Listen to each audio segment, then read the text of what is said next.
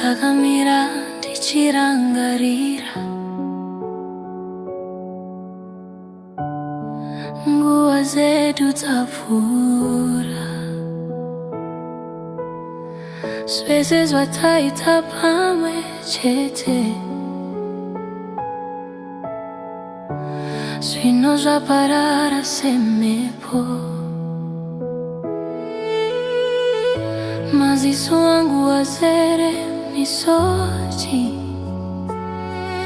asi moyo wangu unoramba uchirangarira kufara kwese kwataita, asi ndichakushengeta mupfungwa dzangu. Tichazosangana kare kare, rudo rwako ruchagara narini. Ndichayeuka kuseka kwako manheru nemasikati, moyo wangu uchafara.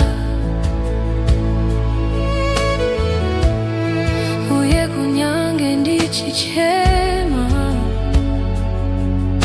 ndinonzwa runyararo mumwoyo mangu.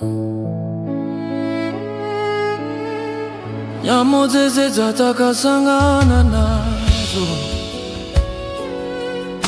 zvaita kuti ndive newe padivi pangu. Kudzidza kubva kwauri rudo rwako,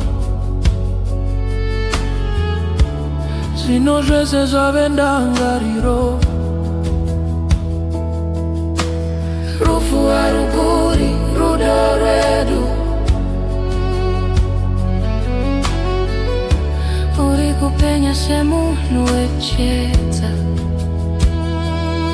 Ndichatarisa kumusoro ndichinzisa, uye ndichadzidza kugara zvakanaka nekusave kwako pano. Tichazosangana kare kare, rudo rwako ruchagara narini.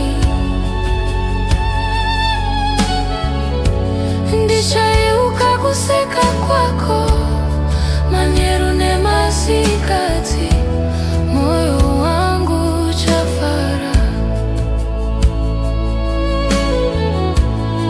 Uye kunyange ndichichema,